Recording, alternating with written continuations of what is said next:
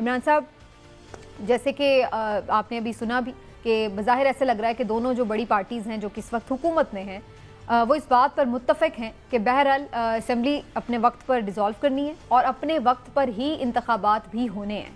तो इसका मतलब है कि जो इंतखाबात के इल्तवा के हवाले से खदशात हैं, आप समझते हैं कि वो काफ़ी हद तक दूर हो गए या वो अपनी जगह बरकरार है? बिस्मिल्लाहिर्रहमानिर्रहीम। देखें, बज़ाहिर ऐसा महसूस होता है कि जैसे वो खदशात जो हैं वो दूर हो रहे हैं, खदशात के बादल छट रहे हैं, लेकिन आप पूरी तरह से ये नहीं कह सकती कि पूरी तरह से मतला साफ हो गया। अभी भी कुछ भी हो सकता है। और पाकिस्तान में ख़ास तौर पे आपको पता है सियासी हवाले से कुछ ना कुछ नया होता रहता है, इसलिए आप हतमी तौर पे कोई बात नहीं कर सकते। लेकिन इम्कानात बहरहाल इस बात के हैं कि इलेक्शन वक्त पे हो जाएंगे और असम्बलियाँ जो हैं ये तोड़ के तो 90 दिन जो हैं उसके लिए ये जाएंगे और उसमें फिर इलेक्शन होंगे। लेकिन हमारे वाकफान हाल ने जो आज आसिफ अली जरदारी और मियां शहबाज शरीफ की मुलाकात हुई है उसके हवाले से जो खबर दी है वो बड़ी अहम है। उस पर मैं ज़रूर चाहूँगा कि आपसे बात करूँ। हमारे वाकफान हाल के मुताबिक आज की मुलाकात में इलेक्शन और ये सारी चीज़ें तो डिस्कस हुई हैं, लेकिन सबसे अहम चीज़ जो डिस्कस हुई है वो निगरान वज़ीर आज़म का तकर्रुर है। हमारे वाकफान हाल के मुताबिक दोनों रहनुमा वज़ीर आज़म मियां शहबाज शरीफ और साबिक सदर आसिफ अली जरदारी इस बात पे आज मुत्तफिक हुए हैं कि जो बातें ये हो रही हैं कि किसी माहिर मईशत को, टेक्नोक्रेट को, इस तरह की शख्सियत को निगरान वज़ीर आज़म बना दिया जाए तो उसके आगे बंद बांधा जाए। अच्छा, इन दोनों ने आज ये तय किया है कि ये हत्तुल विसा इस बात पे कोशिश करेंगे और अपना पूरा जोर लगाएंगे कि कोई ऐसी शख्सियत जो है वो निगरान वज़ीर आज़म बने जो सियासी पस मंज़र भी रखती हो, जिसकी सियासत न हो भी हो और माहिर मईशत ना हो, ताकि ये जो अफवाहें हैं कि अगर माहिर मईशत आ गया और वो लंबा चल जाए तो उस तरह के मामलात ना हो। तो आज मेन फोकस जो है वो इस मीटिंग में डिस्कस हुए इस मामले जी। नाम आज की मीटिंग में कोई नाम डिस्कस नहीं हुआ, अलबत्ता इस बात पे ज़रूर बात हुई है कि ये दोनों जो जमातें हैं इनके सरबराह दोबारा मिलेंगे और 3-3 नामों के साथ मिलेंगे और उसके बाद ये तय किया जाएगा कि उसमें से कुर्रा किसके नाम पे निकले। चौधरी साहब, आपकी क्या इस पे असेसमेंट है, कौन बनेगा निगरान वजीर आजम? नाम तो माहिर मईशत के भी लिए जा रहे हैं, कुछ लोग कुछ सहाफ़ियों के भी नाम ले रहे हैं कि शायद उनकी फाल निकल आए, लेकिन आपका अंदाज़ा क्या कह रहा है कि इसमें किसकी तरफ सिचुएशन जा सकती है?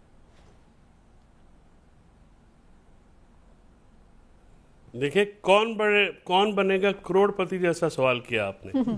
इसमें फाइनल जो है वो जो सवाल है कि कौन निगरान वज़ीर आज़म बनेगा, तो इस वक्त जो इम्कानात ही हैं, इलेक्शन के हतमी बात नहीं हो रही, तो जो खदशात हैं वो बहुत ज़्यादा हैं। इसी वजह से आज मियां शहबाज शरीफ साहब की और आसिफ जरदारी साहब की मुलाकात हुई और दोनों शख्सियात जो हैं और सियासतदान जो हैं मुतफ़िक़ वो इस बात पे फ़िक्र कर रहे हैं कि ये जो मामलात मईशत के हैं और इनको जो किस तरह से ये जो बातें चहमगोइयाँ हो रही हैं, ज़ाहिर है ये चहमगोइयाँ किसी बुनियाद पे होती हैं, कहीं ना कहीं तो थोड़ी बहुत आग है जिससे धुआं उठ रहा है।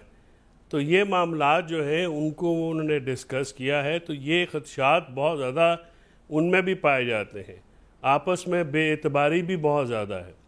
मेरे जहाँ तक एनालिसिस भी है, ये निगरान वज़ीर आज़म का फ़ैसला जो तरीक़ेकार है आइन के तहत, उसके तहत तो जो अपोजिशन लीडर हैं राजा रियाज और शहबाज शरीफ साहब के दरमियान कंसेंसस होगा तो ये मामला जो है ये किसी तरफ नहीं लगेगा। पीपल्स पार्टी क्योंकि अपोजिशन में नहीं है, वो हुकूमत की इत्तेहादी है, तो वो आपस में कोई नाम डिस्कस करेंगे तो वो नाम तो फिर आखिर अपोजिशन लीडर से डिस्कस करना। तो राजा रियाज भी तो उधर इत्तेहादी हैं एक तरह के चौधरी साहब, वो कौन सा अपोजिशन है? एक तरह के है ना जी, उस तरह के नहीं है ना। तो वो जरदारी साहब उनको नाम बता देंगे कि आप ये नाम ले लें, बात तो एक ही है ना सर। जरदारी साहब उन्हें बता देंगे कि भी राजा रियाज साहब नहीं, ये जो निगरान वज़ीर आज़म है ये इलेक्शन कमीशन लगाएगा। अच्छा, ये पंजाब वाला सिस्टम होगा। अच्छा, ये नाम वहाँ पे जाएंगे और वहाँ से जो है वो मामला आएगा और राजा रियाज से जो नाम देने हैं और या उसमें भी ये 3-3 नाम है, इसमें जो माहिर मईशत हैं उनके नाम आप देख लीजिएगा। जब ये कुर्रा निकलेगा तो ये फाल निकलेगी तो फिर इसमें आप देख लीजिएगा कि दोनों तरफ से नाम। लेकिन इसमें एक सवाल बड़ा दिलचस्प है फिर चौधरी साहब कि इलेक्शन कमीशन जो नाम चूज करेगा वो किसकी चॉइस का होगा? वो सियासी जमातों की चॉइस का होगा या किसी और की चॉइस का होगा?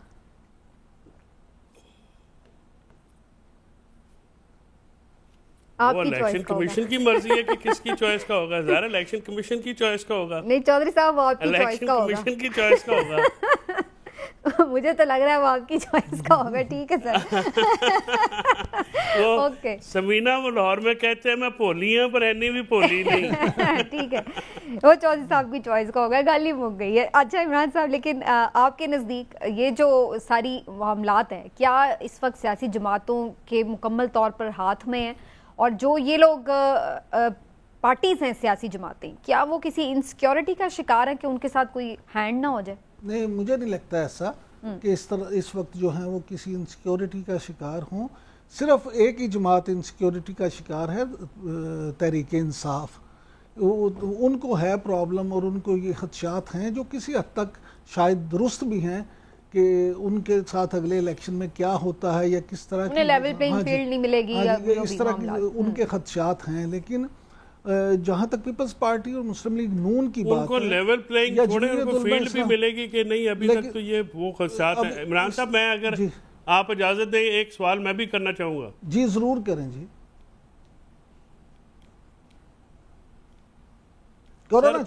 बात यह है कि ये जो जैसे कल भी हम ये डिस्कस कर रहे थे, अगर इलेक्शन में किसी भी वजह से कोई ताख़ीर होती है, कोई भी उसकी वजूहात बन सकती हैं, तो ये जमातें जब माजी में एक इलेक्शन की मुखालफत कर चुकी हैं और आइन जो है उसके जो कमांड है उसके मुताबिक इलेक्शन नहीं हुए, बिलफर्ज ये एक मफरूज़ा सवाल है कि अगर ये इलेक्शन लेट होते हैं तो ये जमातें क्या करेंगी? चौधरी साहब, गुजारिश ये है कि मैंने कल भी प्रोग्राम में ये बात की थी कि ये किस मुँह से फिर उस पर एहतजाज करेंगे। लेकिन बज़ाहिर जो चीज़ें हैं, इखलाकी जवाज़ तो ये खो चुके हैं इस बात पे। ये अब उस चीज़ को जवाज़ बना के, मेरी राय है जो गलत हो सकती है, आप उससे इत्तफाक ना करें, लेकिन मेरी राय में फिर इनके पास भी कोई लॉजिक या इखलाकी उस पर नहीं बरतरी होगी कि उस पर बात कर सकें। लेकिन जहाँ तक हमारी इतलात हैं या हमारा एनालिसिस है, उसमें बज़ाहिर ऐसा लगता है कि जैसे अब इलेक्शन हो जाएंगे और इसीलिए ये जो हैं दोनों आज लीडर मिले हैं, दोनों रहनुमा मिले हैं, ये भी इसी सिलसिले की करेंगे। अब इनको भी ये यकीन दहानी करा दी गई है, इनको भी ये पता है कि अब इलेक्शन का माहौल बन रहा है और इलेक्शन होंगे, लिहाजा ये भी जो SOPs हैं वो तय करने के लिए ये मीटिंग्स का ये सिलसिला शुरू हुआ है। जैसे मैंने पहले भी कहा कि ये आखिरी मीटिंग नहीं है, ये पहली मीटिंग। हाँ जी, और अभी तो इन्होंने काफी चीजें डिस्कस करनी है, सीट एडजस्टमेंट की भी बात हो रही है और इस पे PMLN बड़ी क्लियर अब होकर सामने आ रही। कल मैं राना सनाउल्लाह साहब को भी सुन रही थी, तो वो ये कह रहे हैं कि हम हर जिले में पंजाब के हर जगह पर हम अपने उम्मीदवार खड़े करेंगे और ख़ास तौर पर जो लॉयल लोग हैं उनके ऊपर तो कोई कॉम्प्रोमाइज़ नहीं किया जाएगा। शायद कहीं कहीं जहां हमें लगे कि PMLN की इतनी स्ट्रेंथ नहीं है, वहां शायद हम कोई एडजस्टमेंट कर लें। तो इससे तो ये नज़र आ रहा है कि चाहे इस पर काम पाकिस्तान पार्टी की बात हो, इमरान साहब, या पीपल्स पार्टी की बात हो, PMLN अपने कैंडिडेट उनके मुखालिफ उतारेगी। कोई इस तरह की सीट एडजस्टमेंट बज़ाहिर नज़र नहीं आ रही बड़े पैमाने पर। बिल्कुल आपने ठीक कहा है। मुस्लिम लीग नून जो है, उनकी जो आपस की गुफ्तगू है और आपस में जो उनकी बातें होती हैं, उसमें ये बात बड़ी जो है ना, आप समझ लें कि रोज़ाना की बुनियाद पे ये चीज़ें डिस्कस हुई और ख़ास तौर पे उस पर बुनियाद बनाया जाता है जो पंजाब में ज़िमनी इलेक्शन हुए थे। तो उसमें जब इन्होंने उस वक्त के PTI के नाराज़ लोगों को टिकट्स दिए थे, तो इनका मानना ये है, जो मैं समझता हूँ दुरुस्त भी है, कि अगर ये अपने लोगों को टिकट्स देते तो शायद इतना बुरा रिजल्ट ना आता जितना कि PTI के लोगों को टिकट दिए और लोगों ने उसको कबूल नहीं किया। इवन मुस्लिम लीग नून के वोटर ने उनको कबूल नहीं किया। तो उसके बाद, उस नाकाम तजर्बे के बाद, इन्होंने अब ये फैसला किया है कि ज़्यादा जगहों पे ये अपने लोगों को ही टिकट देंगे। लेकिन उसका मतलब ये नहीं है कि बिल्कुल भी नहीं होगा। जहाँ ये समझेंगे, मिसाल के तौर पर नुमान लंगरेआल साहब हैं, वो बहुत कम मार्जिन से इलेक्शन हारे थे अपना चीचा वतनी से।